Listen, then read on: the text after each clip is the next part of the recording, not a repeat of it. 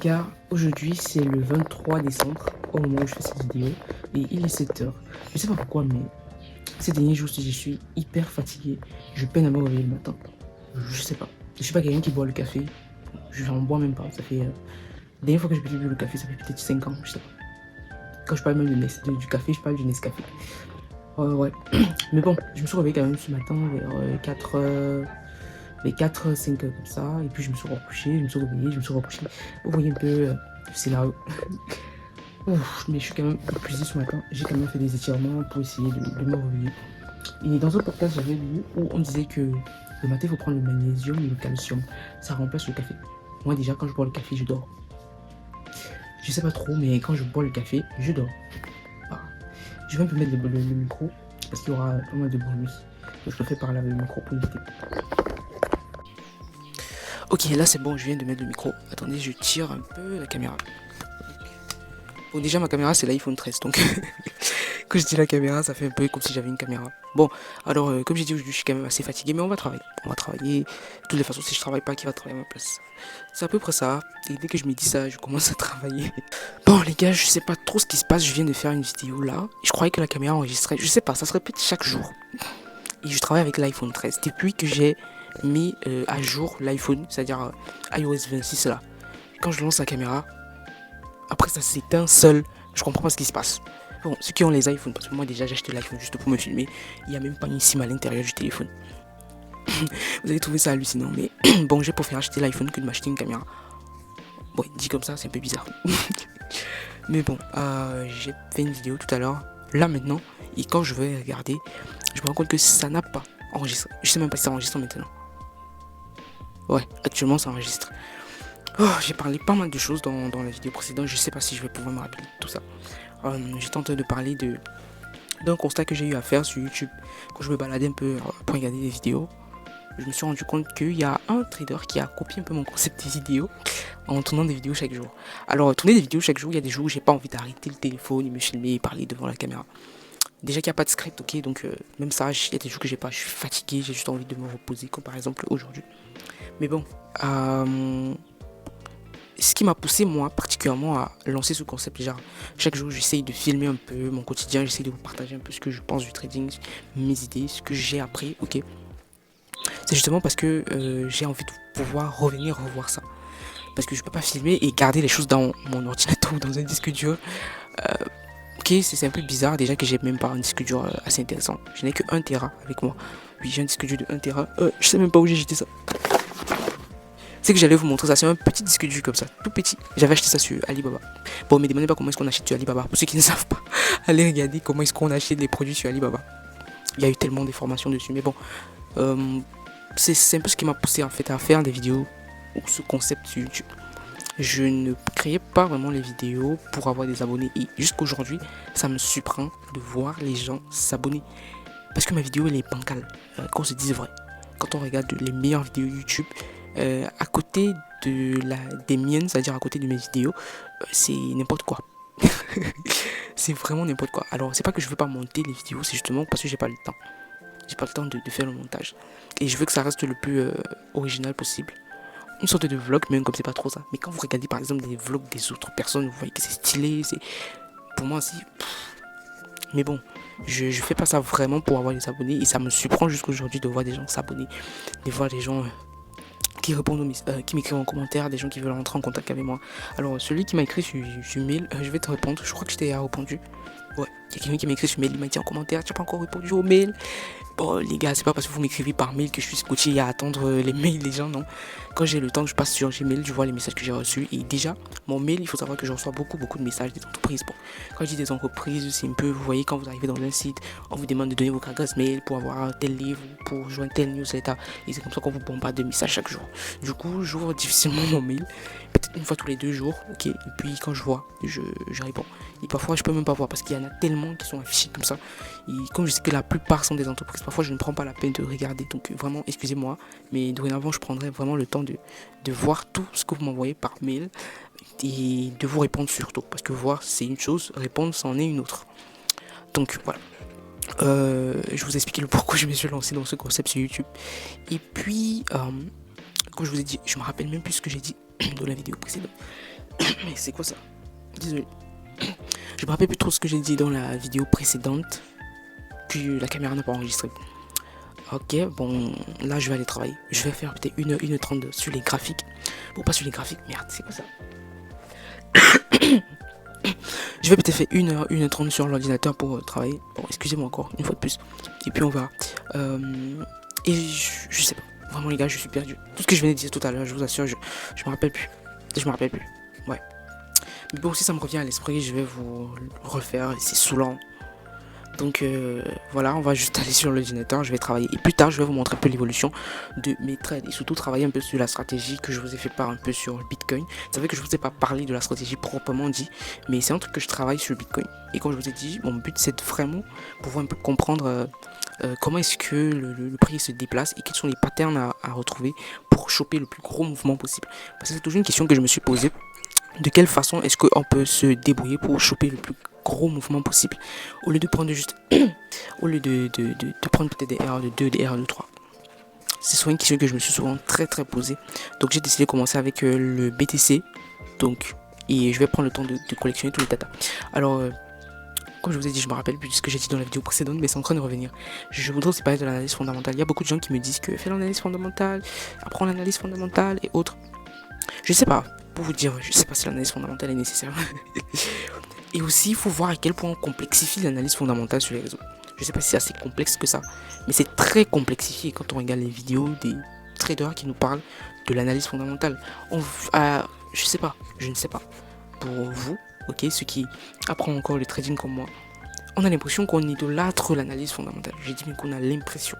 Parce que ceux qui parlent de l'analyse fondamentale sont trop dans le mood où c'est pas parce que vous faites de l'analyse technique que vous allez être rentable, vous n'allez jamais être rentable. Grâce à l'analyse technique, vous allez pouvoir être rentable. À un moment donné, je me demande si c'est pas un coup marketing. Parce que franchement, j'ai horreur de ça. Okay, je ne suis pas en train de dire que l'analyse fondamentale ne sert à rien. Et moi, je vous dis tout le temps, à mon avis, c'est à chacun de trouver son style de trading.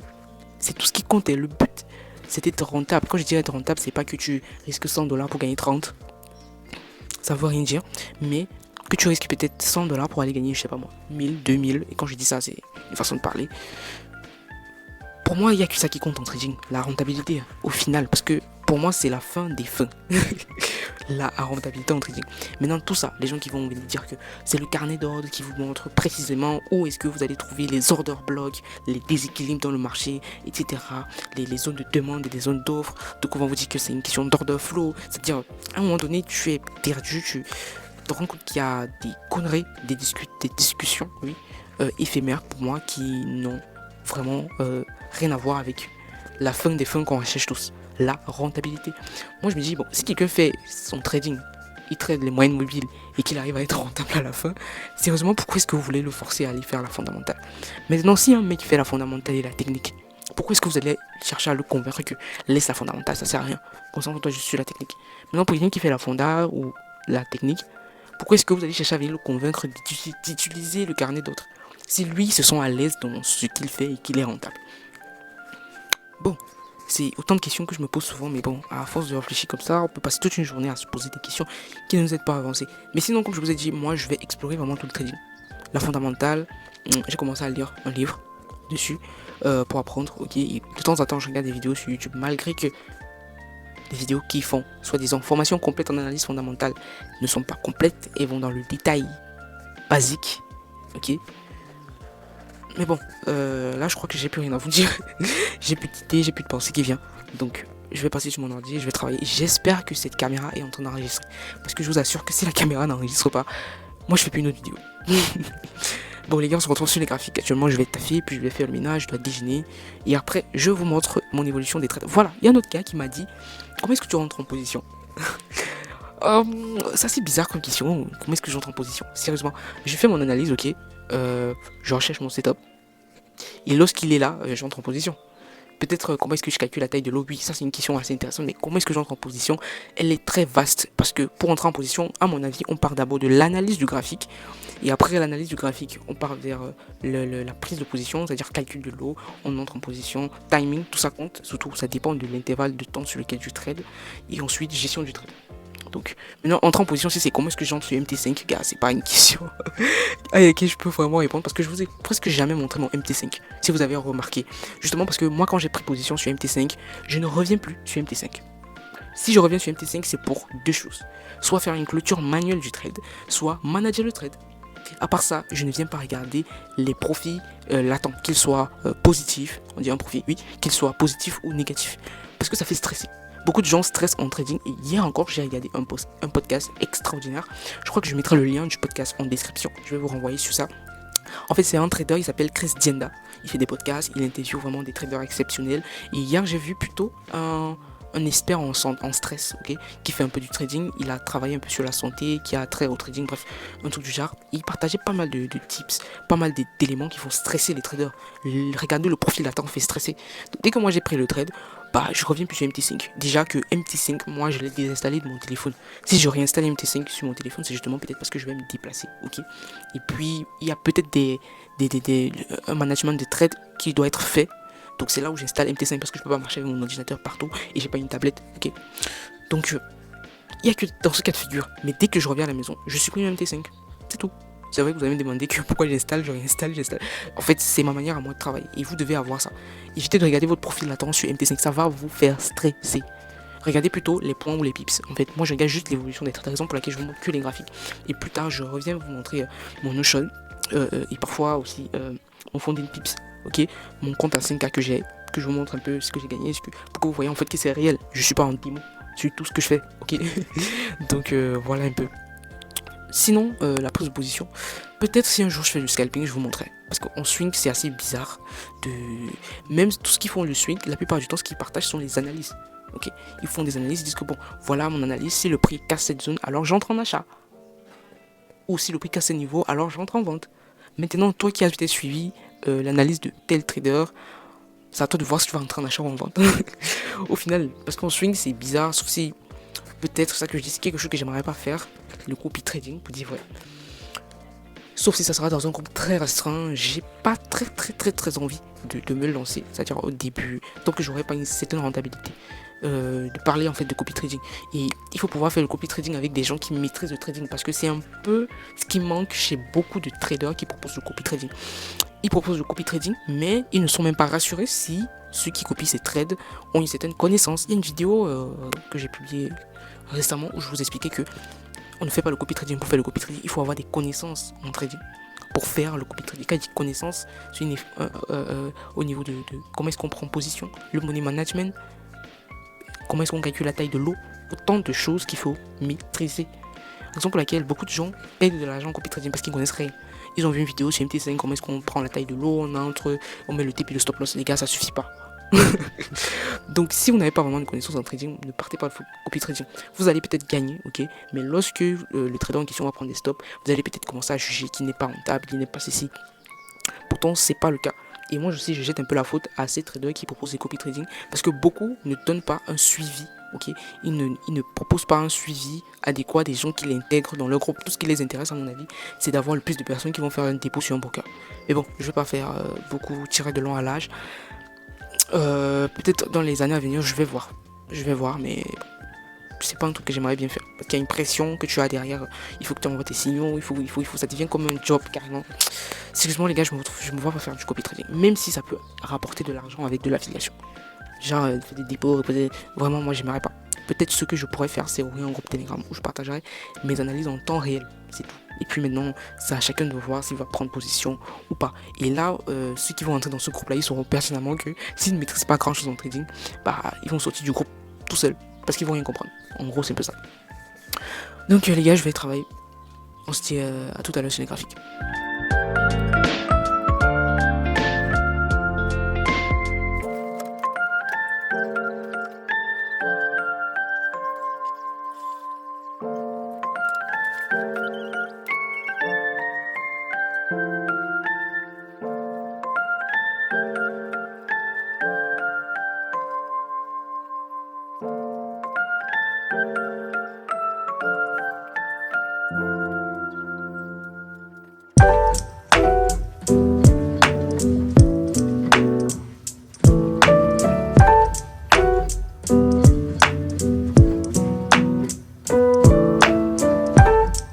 Ok les gars, actuellement on est sur les graphiques et il est 13h20, je travaille depuis, mais je suis quand même passé faire un petit coucou aux graphiques.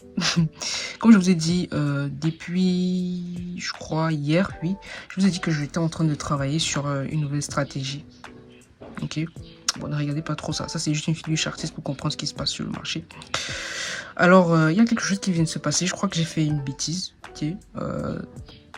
Raison pour laquelle je parle toujours gestion d'émotions, gestion du risque, gestion du stress qui va avec. Moi particulièrement, comme je vous ai dit, je ne fais pas je fais pas le day trading, je suis beaucoup plus swing trading. Donc j'étais en train de travailler sur une stratégie depuis hier où en fait je sais que le marché, si un marché est haussier, il aura tendance peut-être à faire des trucs comme ça. Ok, je prends un exemple Python, ok, il pourra avoir tendance à faire des trucs comme ça. Ok, on peut par exemple avoir ce mouvement de marché. Et la question que je me posais, c'est quel est le pattern qu'on peut retrouver à chaque moment à ce niveau qui nous permet de profiter en fait. Attendez, je cherche la petite flèche. De profiter en fait par exemple de ce mouvement-ci. Quel est le pattern, parce que c'est une question de pattern, que je peux y trouver au répertorié qui se répéterait à chaque fois qu'on a une impulsion, par exemple ici, pour nous permettre de profiter du mouvement. Parce que je partais du constat selon lequel, si on arrive à avoir une entrée extrêmement précise, par exemple quelque part là, ok, attendez, je baisse ceci, une entrée extrêmement précise comme ceci, on peut potentiellement aller chercher des ratios risques assez intéressants. Par exemple, ici, un ratio risque de 5 sur tout ce mouvement-ci. Et vu que, par exemple, dans tendance haussière, on pourrait potentiellement profiter de tout le mouvement et aller chercher des ratios beaucoup plus importants. De même, quel est le pattern qui peut se répéter de manière à ce que je puisse aussi profiter, on va prendre encore cet outil, de cette correction-ci. De même qu'ici, s'il faut que j'aille se pousser, quel est le pattern, ok. Mais ce que j'ai constaté, ok, en faisant toutes mes recherches, donc parce que hier j'étais un peu là en train de checker tout sur les hauts time frame pour essayer de comprendre, je me suis rendu compte que, attendez, je crois que je vais revenir par derrière, plus ou moins, voilà. Je me suis rendu compte que à chaque fois qu'on avait ce mouvement-ci, une impulsion, il y avait toujours une prise de liquidité avant. Ça veut dire quoi? Pour qu'il y ait eu cette impulsion-ci, à 80% du temps, le marché était par exemple comme ceci, comme ça, comme ça, comme ça, comme ça. Et puis ceci, ok, boum. Cette zone-ci est venue prendre la liquidité par exemple ici avant de pousser à 80% du temps. Et s'il y a eu cette correction, c'est parce qu'on a pris tous ces niveaux de liquidité ici. Mais maintenant, prendre un niveau de liquidité, ici je parle bien en H4 parce que j'ai fait l'analyse en H4, j'ai fait ce constat en H4. Maintenant je suis un peu bloqué sur le pattern, trouver le point d'entrée, en fait trouver le pattern adéquat en M15 et trouver le point d'entrée en M1 qui sera une entrée extrêmement précise pour profiter du mouvement. Donc c'est sur ça que je travaille actuellement et je peux vous rassurer que c'est pas cadeau. Donc je vais d'abord supprimer ça.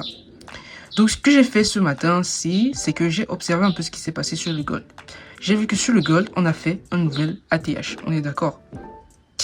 Ben, le problème, c'est qu'en ayant fait un nouvel ATH, c'est en M15, quand le prix a corrigé, ok, le prix a fait une petite correction ici en M15, il nous a laissé derrière, attendez un peu, j'enlève tout ça, il nous a laissé ici derrière un OB, un order block, ok, et vous voyez qu'après, le prix est venu réagir sur l'order block, ici, il est revenu encore une deuxième fois prendre cette liquidité, s'il est poussé à la baisse.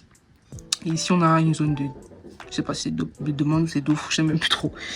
Et moi, ce que j'ai fait, c'est que si on a un OB et que l'OB réagit bien, alors je vais rentrer là en position. Et ce que j'ai fait, c'est que je suis entré en position bel et bien dans la zone que j'ai précisée, ok? Parce que j'ai vu qu'en M1, on avait eu un choc. Ici, on a changé de tendance. En M1, je suis entré, j'ai mis le stop là, au-dessus. C'était à peu près là. Et qu'est-ce que le prix a fait? Le prix est venu me faire sortir. Donc, et là, je l'ai pris en réel. Je l'ai pas pris ce trade en démo. Et qu'est-ce qui m'a poussé à prendre le trade en démo? Justement parce que j'ai fait la même analyse hier. Qu'est-ce qui m'a poussé à ne pas prendre ce trade en démo? Justement parce que j'ai fait la même analyse hier sur le Bitcoin. Ok. Je vous montre un peu le scénario. Voilà. Sur le Bitcoin, en H4, on est venu prendre ce niveau de liquidité. Ok. Et je suis descendu en M15. Non, j'étais descendu directement en M1. Et je suis rentré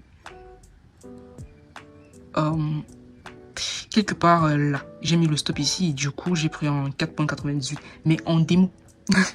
C'est un peu ce qui me saoule Parce que je me suis dit quelque part, oh, si j'avais pu prendre ce trade en réel sur mon compte propre, ça devait être cool. C'est un trade qui est encore en cours, en démo, ok. Et là, si vous voyez, je suis encore dans le trade. J'ai déplacé le stop loss quelque part là. Donc ça, c'est un truc que j'ai pris hier en utilisant la même analyse que je viens de vous faire. Mais je ne sais pas si c'est une bonne stratégie, ok. Je ne sais pas. Parce que l'idée vraiment que j'ai, c'est de comprendre à quel moment, en fait pas de comprendre, c'est de trouver de manière, si possible, le plus précis possible, ça fait une tautologie, à quel moment est-ce que le marché décide de changer de tendance ou tout simplement de corriger au niveau de la tendance. Par exemple, ici sur le gold, je suis allé sur plusieurs théories, mais je sais pas trop. Assez compliqué. Pour créer une stratégie, c'est assez compliqué. Donc voilà un peu, dites-moi ce que vous en pensez. Bah, la stratégie n'est pas encore ok, mais c'est un peu ce que j'ai dans la tête. Et puis on va voir. Mais sinon, là je vois une figure chartiste. J'ai pas l'habitude de trader les figures chartistes, ok. Attendez, hop. J'ai pas l'habitude de trader les figures chartistes. Donc je vois que là on a un triangle symétrique. Et puis bah on va voir. Je vais voir si je me suis trompé ou pas. Parce que là j'ai pris un trade. J'ai pris un trade où j'ai pris un lot de 0,01 et je crois que j'ai perdu en tout comme 10 $ sur cette transaction-ci. Ça me fait un peu chier d'avoir perdu de l'argent sur la transaction parce que j'aurais pu ne pas prendre le trade. Et vraiment, parce que là, voilà, attendez si je vais pouvoir retrouver, si c'est quoi. On est sur le compte, vous allez vous rendre compte que j'ai perdu un truc. Attendez, c'est pas ici, c'était mon co, voilà, c'est ici. Voilà. J'ai perdu carrément, ça me saoule. Franchement, je suis un peu dégoûté. Donc là, voilà, j'ai perdu 11,65 en réalité, même pas 10. Pour aujourd'hui. Bon, tout ce que je peux faire, c'est prier que ces trades finissent en profit. Et j'ai fait n'importe quoi ici. Ça va me saouler de... Ça va très mal me faire mal si le prix s'y part à la baisse. Je vous assure. Trop. Mais bon. Bon, les gars, actuellement, je me sens très mal. Ok, mal, pas parce que j'ai pris un stop, bon, un peu. Mais c'est pas la première fois que je prends un stop. Je me sens mal dans la circonstance selon laquelle j'ai pris le stop, ok. Je me rends compte que j'ai fait une grosse bêtise et ça me saoule. Pourtant, j'aurais pu juste prendre le trade dans le démo. Mais il y a eu cette sensation de FOMO, c'est-à-dire de rater une opportunité, comme par exemple hier avec le Bitcoin que je vous ai montré. Mais si je savais, je prenais en démo, je restais rationnel. Parce que je me rends compte qu'à ce moment précis, j'ai pas été rationnel. Et puis, bah voilà. J'ai pris un stop. Mais quelque part aussi, le fait d'avoir pris un stop m'a fait comprendre que, attention, prends ton mal en patience. Et je crois que beaucoup de traders passent par ça. Beaucoup. Surtout les débutants et aussi les professionnels, parfois ils passent souvent aussi par ça. Ils ont souvent ce moment où... Parce que l'être humain ne peut pas être à 100% rationnel. C'est très difficile. Mais bon, j'ai pris un stop, ça ralentit un peu mes gains sur ma propre firme. Si c'était un TP, ça devait être chouette et peut-être j'allais recommencer. Et chance, franchement, chance que je suis allé à un risque bien mesuré. Parce que si je prenais en mode je mets ma maison sur ce trade, c'est qu'actuellement c'est fini. Donc voilà, c'est un peu dans cette circonstance où je suis. Donc quand je finis de manger là, je vais essayer de respirer, ok, de respirer et de me poser. Actuellement j'ai pris un buy stop, ok. J'aimerais un peu votre avis sur un point. Je sais pas, là je vais m'adresser un peu à ceux qui ont plus d'expérience que moi. Si vous avez une stratégie bien précise sur laquelle vous travaillez et qu'à côté de ça, vous avez des stratégies que vous avez déjà eu peut-être à utiliser auparavant, ok. Et quand vous voyez ce setup se présenter, c'est-à-dire de l'autre stratégie, est-ce que vous allez prendre le trait de l'autre stratégie ou bien vous allez rester figé sur votre stratégie initiale? Parce que moi j'ai souvent ce problème-là, ok. Il y a une stratégie qu'on appelle tricycle gold. C'est une stratégie que j'ai eu à utiliser, ok. Mais après j'ai un peu laissé cette stratégie parce que bon, il y avait la gestion d'émotion, j'étais un peu trop éparpillé, j'étais un peu mieux cadré que maintenant. Et parfois je vois les opportunités de cette stratégie. Mais le problème c'est que j'ai l'impression coincé dans dans ma stratégie break zen, que non, je dois pas sortir de là. Et je me demande si c'est une bonne chose. Parce que hier, quand je suivais un podcast, le même podcast que, je sais pas si je vous ai parlé de ça ce matin, de Chris Dienda. Donc, le nom de sa chaîne, c'est Chris Dienda. Pour moi, il a des très bons podcasts, ok? Vous pouvez aller écouter, il a des très très bons podcasts. Où il y a pas mal de trucs assez importants qu'on partage des gens dedans, pas de bullshit, pas de ouais j'ai fait 10 000 ou 100 000 euros en une semaine, non, on parle pas de ça dans le podcast, on parle vraiment des choses qui aident à développer le trader. Donc là-bas, celui qu'on avait invité, c'était un spécialiste dans la gestion du stress en trading. Et il avait donné 2 bons conseils dans la gestion du stress. Le premier, c'était que la respiration. Je sais pas trop comment je vais vous expliquer ça, mais il parlait de la respiration. Les exercices de respiration sont des très bons exercices pour gérer le stress dans le trading. Et je peux vous rassurer que ça fait des semaines que j'ai pas eu le stress que j'ai ressenti aujourd'hui. Je peux vous rassurer. Depuis presque un mois que je trade, quand je prends un trade, je ne suis pas stressé.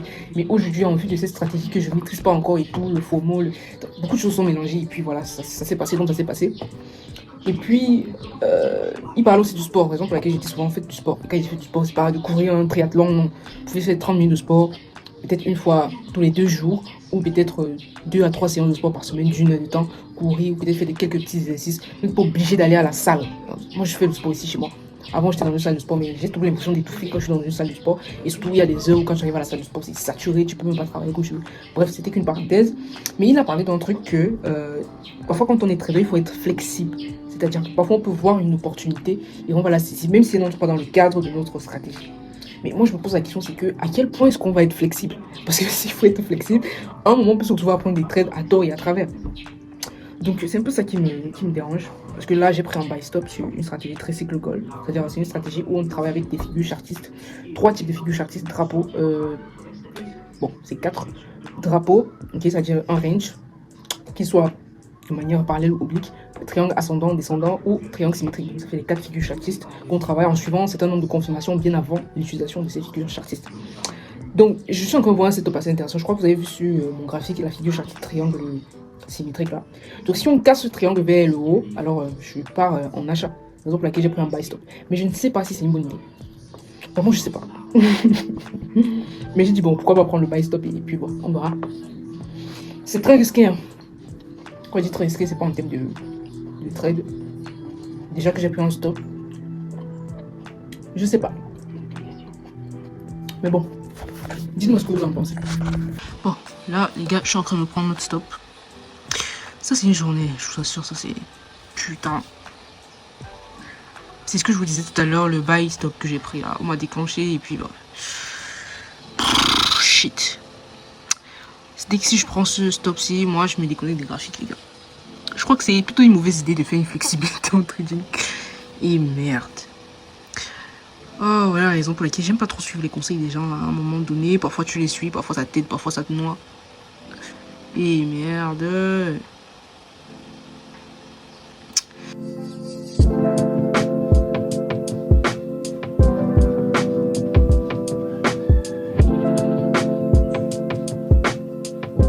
Bon les gars, là actuellement je suis sur les graphiques. Retour au calme, ok. Je vais vous faire un tour grosso modo de tout ce qu'il y a eu à voir. Donc là, comme je vous dis, ça c'est l'une des stratégies. En fait, c'est ma stratégie sur laquelle je travaille actuellement. Et vous voyez bien comment le gold a poussé. En fait, c'est pas encore une stratégie qui est efficace, ok. Je n'ai pas encore tous les éléments qui vont, mais je vous montre déjà à quel point ça me donne déjà pas mal de résultats. Malgré que je ne l'ai pas bien pris ce matin et on m'a fait sortir avant. Donc j'ai essayé de revoir un peu cet élément-ci. C'est assez compliqué à vous expliquer parce que bon, hier j'ai travaillé dessus, donc je sais pas trop comment vous expliquer ça. Bref, ce que j'ai constaté, c'est que il fallait lui mettre le stop ici en haut. C'est ce qui s'est passé avec le BTC hier. Donc là, à mon avis, le prix revient dans cette zone-ci et peut-être va descendre comme ça. Mon but vraiment, c'est de venir targeter les 4360, mais après le prix fait ce qu'il veut, ok. Donc si on me stop loss, parce que le but de la stratégie, je suis parti du concept selon lequel dès qu'on prend un erreur de 3, on prend les 70%, ok, de la position. Entre 50 et 70%, tout dépend tout dépend de, je peux dire quoi, de l'opportunité qu'on a en face. Si c'est un trader au potentiel, donc si c'est un trader au potentiel, on fera 50%. Si c'est un trader à moindre potentiel, comme par exemple ici, vendre le gold, actuellement c'est extrêmement risqué, ok. Mais bon, on peut avoir des moments de correction du gold. Donc deux choses peuvent se passer, soit le gold va pousser, continuer à monter, soit il va corriger et revenir quelque part ici où on a un FVG H4, où ça peut être une très belle zone de liquidité pour et une très belle zone aussi pour des acheteurs Donc ensuite on revient sur l'US30. Alors l'US30 ce sont les trades que j'ai utilisés avec ma stratégie Brexen et on peut voir comment est-ce que ça a très bien poussé. Je kiffe vraiment ce qui se passe sur l'US30. On espère qu'on va continuer comme ça à la hausse, mais bon c'est pas nous qui décidons, on finish. Et on termine avec l'USOI, c'est-à-dire le pétrole qui pousse aussi très bien à la hausse. Il monte TP1 et ici en haut. Donc je patiente juste. Alors, revenons un peu sur le Bitcoin. Ok, le Bitcoin avec la même stratégie que j'ai pris sur trade-ci. Ok, j'en ai pris un autre ici. Ok, j'ai appliqué le même principe et je vais préférer entrer ici sur ce petit FVG. Et en plus, on avait un IFVG qui a été laissé ici, un IFVG, un FVG ici. Donc, j'attends voir ce qui va se passer. Mais le but, c'est déjà de venir targeter ça comme premier TP. Attendez, je reviens en H4. Parce que pour moi, ce que je sais, c'est que le prix se déplace de liquidité en liquidité, ok. On a pris cette liquidité-ci. À mon avis, on viendra potentiellement peut-être chercher celle-ci. C'est-à-dire le prix va se déplacer comme ceci. C'est vrai que le prix peut faire ça, tac, tac, tac, je sais pas moi, comme ça. Ok, pardon. Donc le prix peut se déplacer comme ça. Venez chercher cette liquidité ici. Ouais, ça c'est un niveau de liquidité. On a encore notre niveau de déséquilibre ici, H4 à venir combler. Donc il peut arriver ici. Ou il peut tout simplement décider de continuer et de venir chercher d'autres niveaux de liquidité un peu plus haut. Et je tiens à signaler qu'ici on est dans un range. Donc voilà, c'est un peu ça. Donc avec ceci on a pu avoir un R de 5.77 et comme j'ai dit je prends 70% au R de 3 et puis je laisse le reste tourner comme profit, comme bonus pardon. J'ai envie de regarder quelque chose. Donc là voilà le trade que j'ai pris actuellement en achat. Tout ça c'est en démo. J'ai pas envie de faire la même erreur que j'ai fait ce matin en prenant des trucs en réel. Il me fait stresser pour rien. Donc voilà. En ce qui concerne la double structure. En ce qui concerne les trades sur la double structure, il ne me reste plus que 2 opportunités. Ok, je crois que je vais clôturer le mois avec ça. Ok, notamment l'opportunité sur GBP USD où le prix est parti à la hausse. C'est exceptionnel ce qui se passe. J'ai déplacé mon stop ici, donc tout est sécurisé. Tout, on target les 1,36, 638, c'est ça qu'on target. Donc le prix a bien poussé. Donc ce qu'on attend voir potentiellement, c'est le prix vient de faire ça et ça. Ok, pour continuer, pour qu'on ait sécurisé juste en dessous ici. Ensuite, le prix vient peut-être faire ça et boum, on vient notre TP. Donc c'est à peu près ça qu'on attend. Donc ici sur le GBP AUD, je crois qu'on m'a fait sortir ou presque. La connexion dérange déjà. Voilà, on presque bientôt me faire stop loss. Mais bon, parce que depuis on accumule. Je sais pas trop comment manager ce trade-ci. En fait, j'ai pas bien compris comment le manager. Mais bon. Ensuite, on a l'euro USD. L'euro USD pousse très bien, ok. J'attends vraiment qu'on vienne casser ce haut, ok, pour déplacer mon stop loss à un break-even. Pour le moment, rien d'intéressant. Alors ici, on n'a plus d'opportunités. Actuellement, ce sont les 3 seules opportunités que j'ai. Le reste, ici, on m'a sorti à ce niveau, ok. J'avais mon stop loss là, le prix m'a sorti ici. Je crois que je voulais montrer ça. Et puis voilà, là, on m'a stoppé. Ça, c'est depuis hier, je crois. Oh non, c'est aujourd'hui. Non, c'est depuis hier parce que j'ai vu ça hier, avant de me coucher. Donc, on m'a stoppé. Ici pareil, on m'a fait sortir ici au stop loss. Donc j'ai pris un stop loss, on m'a fait sortir à BE, bon, presque BE, presque partout. Donc là actuellement, je vais juste observer ce qui se passe sur la stratégie sur laquelle je travaille actuellement, qui a très très forte probabilité, mais j'attends. C'est une stratégie que je pense que je vais devoir prélever les datas sur un an. Je vais principalement travailler cette stratégie avec le gold et le bitcoin d'abord, pour ne pas m'embrouiller. Donc je vais taffer ça peut-être pendant un an, histoire d'avoir le max de data et de bien maîtriser ça. Peut-être un jour je vous parlerai un peu de ça, quand j'aurai bien peaufiné la stratégie. Donc voilà. Oh, c'est un peu ça les gars, il est 20h52 et j'ai oublié, j'ai un Instagram, ok, voilà. Voilà mon Instagram, ok. Je crois que c'est ça, oui. C'est mon Instagram, donc c'est déjà disponible. Et ici, je partagerai un peu en temps réel mes prises de position, mes analyses.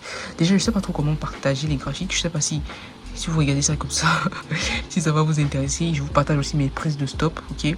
Ce sont des stops bidons que j'ai pris le matin, si ça m'énerve même. Donc voilà.